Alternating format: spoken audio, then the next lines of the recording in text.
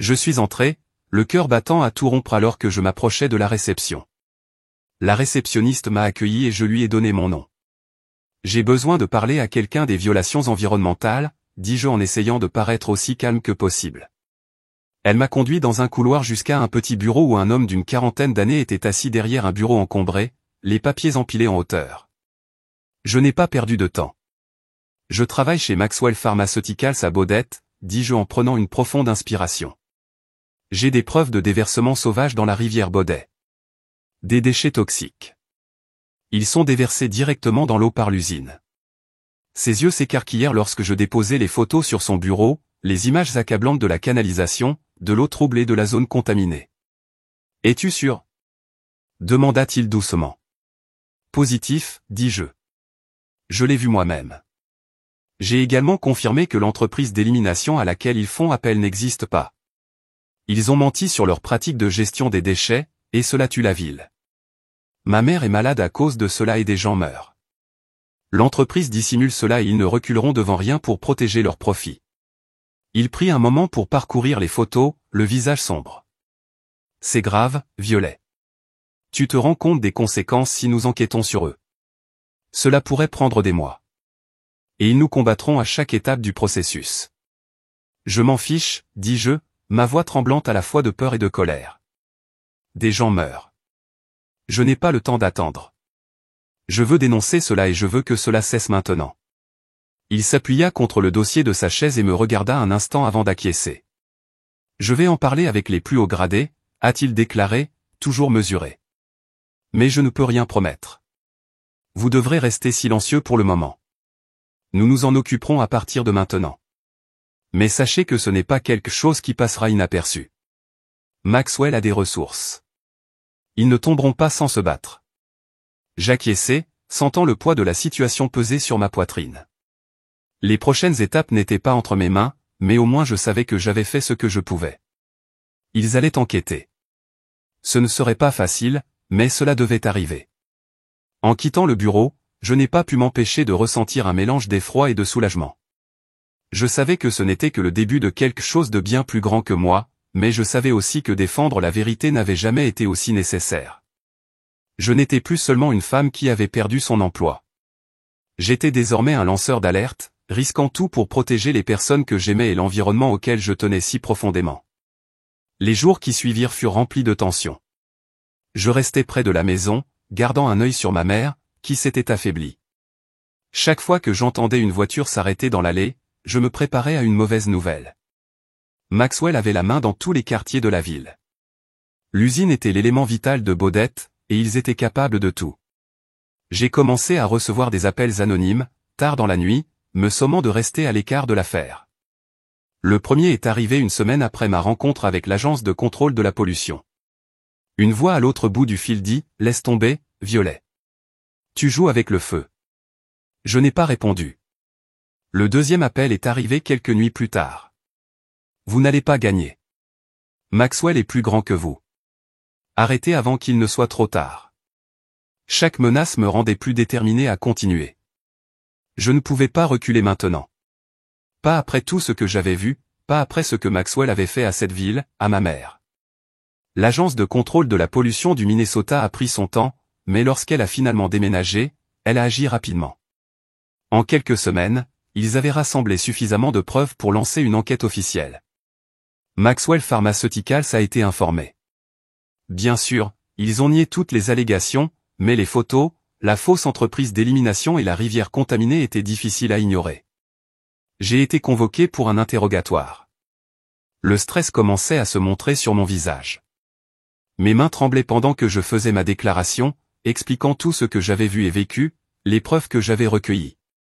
Je n'étais plus inquiet pour ma propre sécurité. J'étais inquiet de ce qui arriverait à Maxwell lorsque la vérité éclaterait. Les semaines qui ont suivi ont été remplies d'audiences judiciaires, de couvertures médiatiques et de tensions accrues. Maxwell a essayé de me faire taire à chaque instant. Ils ont essayé de me discréditer, de me présenter comme un employé mécontent, mais les preuves étaient trop solides. La vérité avait une façon de transparaître, peu importe les efforts déployés pour l'enterrer. En fin de compte, Maxwell fut contraint de payer pour le nettoyage de la rivière et d'indemniser les habitants de Baudette pour les dégâts qu'ils avaient causés. Les dirigeants de l'entreprise ont été inculpés au pénal et certains ont même été emprisonnés. Mais la victoire n'a pas été facile. Cela m'a pris tout ce que j'avais, mon travail, ma réputation et ma tranquillité d'esprit. Et tandis que les habitants de Baudette commençaient à guérir, je savais que ce que j'avais fait me hanterait pour toujours. Défendre ce qui était juste m'avait tout coûté, mais cela m'avait aussi apporté quelque chose d'inestimable, la paix. Je pouvais dormir la nuit en sachant que j'avais fait la bonne chose. Quant à Maxwell, ils ne s'en sont jamais vraiment remis. Les dégâts causés à leur réputation étaient irréversibles et ils luttèrent pour retrouver leur emprise autrefois incontestée sur la ville. Ce n'était pas comme ça que j'avais imaginé gagner, mais je les avais forcés à affronter leurs mensonges, et finalement, cela a suffi. Aujourd'hui, en repensant à tout cela, je sais que j'ai fait le bon choix. Ce n'était pas facile. Ce n'était pas rapide. Mais c'était nécessaire. La rivière Baudet est désormais plus propre et ma mère, bien que toujours aux prises avec des problèmes de santé, a une chance de vivre sans les toxines qui l'empoisonnaient autrefois. Le retour en hélicoptère à Galveston a été bruyant, comme toujours. Mais pour la première fois depuis des années, mon esprit n'était pas rempli de pensées professionnelles, de relevés de pression, de calendrier de maintenance, de rotation d'équipage. Au lieu de cela, je pensais aux prochaines étapes. Mon appartement me semblait vide quand je rentrais à la maison. Dusty, j'avais effectué une rotation prolongée de 21 jours pour remplacer un autre inspecteur qui s'était cassé la jambe. 3 semaines sur la plateforme, et maintenant du coup, plus rien. Pas de travail auquel retourner après mes 7 jours de congé. Je me suis douché, j'ai commandé une pizza et j'ai ouvert mon ordinateur portable. Tout d'abord, j'ai sauvegardé toutes les photos, documents et notes que j'avais collectés au cours du mois dernier sur un disque externe. Ensuite, j'ai rédigé un email adressé au service des ressources humaines de Ravencrest Energy. Cette lettre constitue une plainte officielle concernant des conditions de travail dangereuses et des violations délibérées de la sécurité sur la plateforme 6.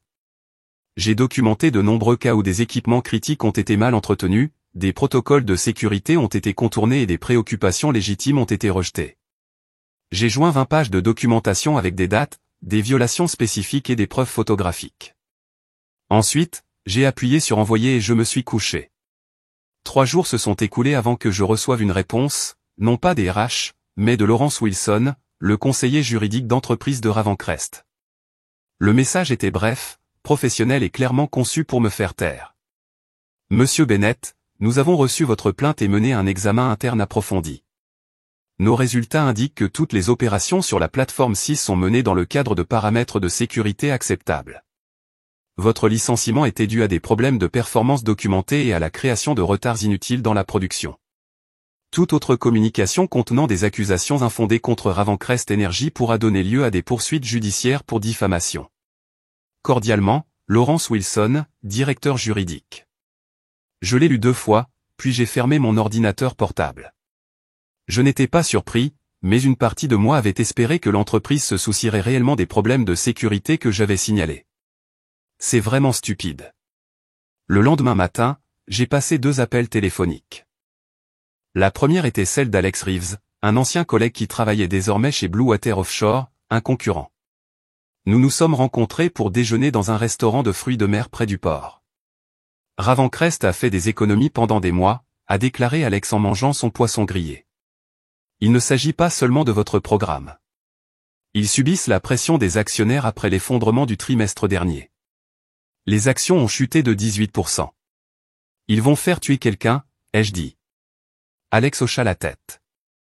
Probablement, mais à moins que quelque chose n'arrive, ils continueront à repousser les limites. Il baissa la voix. Écoute, Cal, nous pourrions avoir un poste à libérer le mois prochain. Spécialiste principal de la sécurité. Ce n'est pas tout à fait ce que tu faisais, mais... Merci, dis-je, mais je pense que je dois d'abord aller jusqu'au bout. Mon deuxième appel a été adressé au bureau régional du Bureau of Safety and Environmental Enforcement. Je leur avais toujours envoyé des copies de mes rapports. C'était une procédure standard, mais je devais m'assurer qu'ils comprenaient ce qui se passait. La femme qui a répondu a écouté poliment, puis m'a transféré à son superviseur, qui m'a écouté pendant environ 30 secondes avant de m'interrompre. Monsieur Bennett, j'apprécie votre inquiétude, mais nous n'enquêtons pas sur les plateformes sur la base des plaintes d'employés récemment licenciés sans preuve substantielle. J'ai les preuves, dis-je. 8 mois de documentation. Nous recevons des centaines de plaintes chaque année, a-t-il déclaré. La plupart s'avèrent être des travailleurs mécontents ou des conflits internes. Nous avons programmé des inspections. S'il y a des problèmes sur la plateforme 6, ils seront identifiés. D'ici là, il pourrait être trop tard, dis-je. Je comprends votre frustration, mais nous avons des procédures à suivre. Bonjour, monsieur Bennett.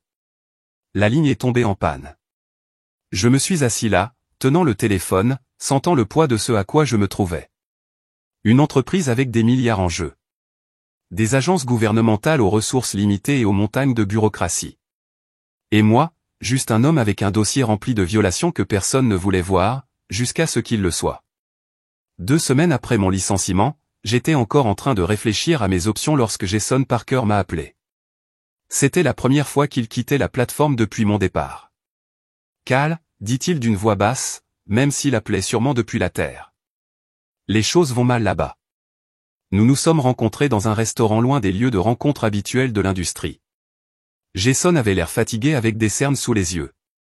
Il jeta un coup d'œil autour de lui avant de glisser une clé USB sur la table. Ils ont augmenté leur production de 30%, a-t-il déclaré. Les moteurs de forage fonctionnent à leur capacité maximale 24H24 et 7J7. Les vibrations provoquent des microfractures dans les systèmes de confinement secondaire. J'ai empoché le disque. J'essaie. Jason hocha la tête. Il dit que c'est dans les paramètres opérationnels, mais Cal, il se pencha en avant. La semaine dernière, nous avons eu un pic de pression qui a failli déclencher un arrêt d'urgence. Au lieu d'enquêter sur la cause, Chase a réduit la sensibilité de l'alarme. Ma mâchoire se serra. Est-ce que quelqu'un d'autre prend la parole?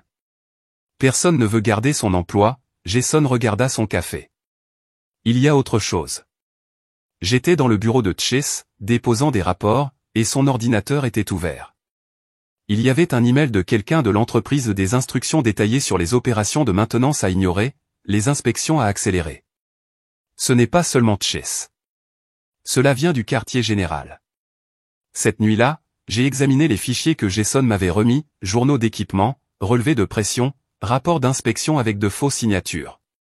Mais le plus accablant était une vidéo qu'il avait secrètement enregistrée dans laquelle Chase ordonnait à l'équipe de nuit de contourner une soupape de sécurité lors d'une opération de forage à haute pression ou une violation directe des réglementations fédérales qui pourrait entraîner des accusations criminelles. Je ne pouvais pas retourner à l'ESB avec juste ma parole contre Ravencrest. Mais avec ces nouvelles preuves, notamment la vidéo, j'avais quelque chose de concret, quelque chose qu'il ne pouvait pas ignorer.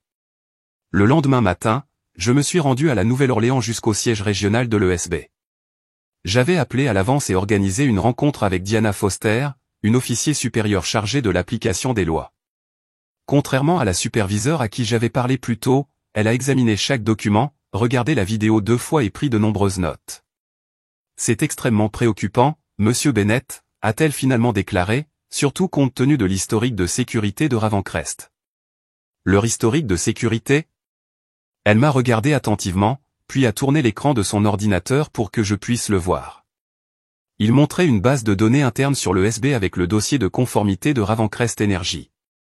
Il y a eu des dizaines d'infractions au cours des 3 dernières années, la plupart avec des amendes minimes payées, aucune n'a été rendue publique. Ils figuraient sur notre liste de surveillance, a expliqué Diana.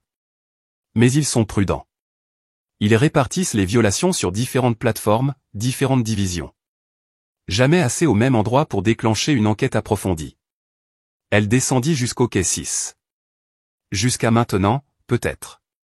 J'ai regardé l'écran, sentant une colère froide monter en moi. Il ne s'agissait pas seulement de faire des économies pour économiser de l'argent. C'était systématique, calculé. Ils savaient exactement jusqu'où ils pouvaient aller avant de faire face à de graves conséquences, et ils dansaient sur cette ligne depuis des années. Ils m'ont viré parce que j'avais fait mon travail, dis-je doucement. Pour avoir essayé d'assurer la sécurité des gens. Diana ferma la base de données et croisa les mains. Monsieur Bennett, je veux être clair sur quelque chose. Si nous poursuivons dans cette voie, Ravencrest ripostera durement. Ils ont des équipes d'avocats aux poches profondes. Ils essaieront de vous discréditer, vous présenteront comme mécontents, incompétent, peut-être même suggérons que vous avez falsifié des preuves. J'ai croisé son regard. Je n'ai rien à cacher. 22 ans dans l'industrie, un dossier vierge. Elle hocha la tête. Bien, parce que je vais avoir besoin que vous le rendiez officiellement. Des déclarations formelles, éventuellement un témoignage si cela va aussi loin. Tout ce qu'il faudra, dis-je. Il y a un processus à suivre, a-t-elle prévenu. Nous ne pouvons pas les fermer demain. Je comprends, mais ces hommes sur cette plateforme manquent de temps. Durant les 3 semaines suivantes, j'ai travaillé en étroite collaboration avec Diana Foster et son équipe au BSE. Je leur ai présenté chaque élément de preuve, expliqué les détails techniques de chaque violation et les ai aidés à comprendre le risque cumulatif qui s'accumulait sur la plateforme 6. Pendant ce temps, je suis resté en contact avec Jason, qui a continué à envoyer des mises à jour depuis la plateforme. Les choses empiraient. Ils avaient encore eu 2 autres quasi-accidents avec les systèmes de pression, et Chase les poussait à forer encore plus vite, prenant des raccourcis qui rendaient l'équipage de plus en plus nerveux. La moitié des gars veulent demander des transferts, m'a dit Jason lors d'un de nos appels. Mais ils ont peur d'être mis sur liste noire. Dites-leur de tout documenter, dis-je. Et sois prêt. Diana m'avait expliqué le processus. Premièrement, ils procéderaient à une inspection inopinée, mais de portée limitée, axée sur la conformité de routine. Sur la base de ce qu'ils ont découvert, ils pourraient à juste titre étendre leur réflexion à un examen complet. Nous devons nous assurer que notre dossier est à l'épreuve des balles, a-t-elle déclaré. Ces entreprises nous ont déjà combattus devant les tribunaux et ont gagné lorsque nous avons dépassé les limites. Je comprenais la danse bureaucratique, mais il était difficile d'être patient en sachant ce qui se passait là-bas. Puis Diana a appelé pour lui donner des nouvelles. Nous avons prévu la première inspection pour mardi prochain, a-t-elle déclaré. Mais il y a une complication. Quelqu'un de l'équipe juridique de Ravencrest a contacté notre directeur. Ils savent que quelque chose s'en vient. Ils cacheront les preuves, dis-je immédiatement. Probablement, acquiesça-t-elle. C'est pourquoi nous devons ajuster notre approche. J'envoie un spécialiste de la réglementation qui est également un ingénieur en mécanique certifié, quelqu'un qui peut détecter les problèmes même s'ils ont été temporairement réparés. La veille de l'inspection, je n'arrivais pas à dormir. J'ai arpenté mon appartement, vérifié constamment mon téléphone pour les mises à jour de Jason. Vers minuit, il a envoyé un texto, Chase demande à tout le monde de faire des heures supplémentaires, de nettoyer. Il ne répare rien, il cache juste les problèmes. J'ai transmis le message à Diana, qui a répondu immédiatement. Attendu. Notre équipe est prête. L'équipe d'inspection s'est envolée vers la plateforme sitôt mardi matin. Selon la procédure, je n'avais pas le droit de les rejoindre ni d'avoir un contact direct lors de l'inspection. J'ai donc attendu dans le bureau de Diana, examinant la documentation et me préparant à tout ce qu'il trouverait. Les heures passèrent. L'équipe était censée revenir vers 15 heures, mais à 16h30, il n'y avait toujours aucune nouvelle. Mon téléphone a sonné. Un SMS d'un numéro inconnu. Le test BOP a échoué. L'inspecteur prolonge l'examen. Chase devient balistique. Cela devait venir de Jason ou de quelqu'un d'autre dans l'équipage. J'ai montré à Diana, qui a hoché la tête d'un air sombre. C'est le domaine d'intervention d'Anony, les obturateurs anti-éruption.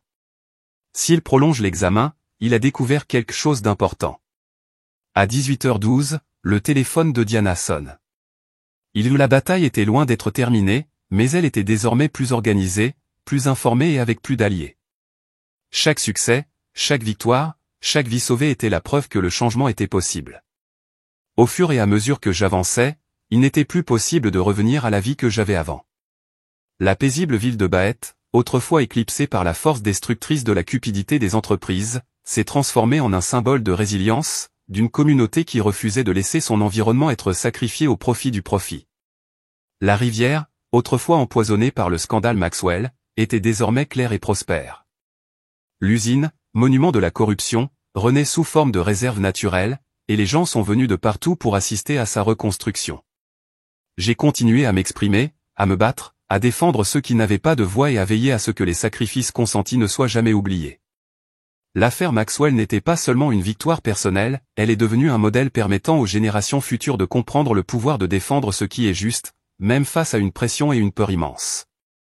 Ma fondation s'est développée en soutenant les lanceurs d'alerte environnementaux du monde entier, en leur offrant les ressources et la protection dont ils avaient besoin pour poursuivre leur travail crucial. Au fur et à mesure de son expansion, je savais que l'œuvre me survivrait. Les leçons du passé, le courage, la persévérance et le triomphe sur des obstacles apparemment insurmontables perdureront dans les personnes que nous aidons, les politiques que nous influençons et les changements que nous amorçons. Mais à travers tout cela, je n'ai jamais perdu de vue la véritable victoire, la rivière propre, la ville revitalisée et l'héritage laissé par une mère qui m'avait enseigné la leçon la plus importante de toutes, qu'une seule voix, soutenue par la vérité, peut changer le cours de l'histoire. Et cet héritage continuera d'inspirer de nouvelles générations de combattants, chacun déterminé à protéger ce qui est précieux, ce qui est juste et ce qui mérite d'être sauvé. En repensant à tout ce que nous avions accompli, j'ai ressenti un sentiment de paix. Le combat était loin d'être terminé, mais ce n'était plus une bataille solitaire. C'était un mouvement, et il se renforçait chaque jour. Et je savais que tant que des gens comme ma mère et moi continuerions à nous battre, la rivière serait toujours propre.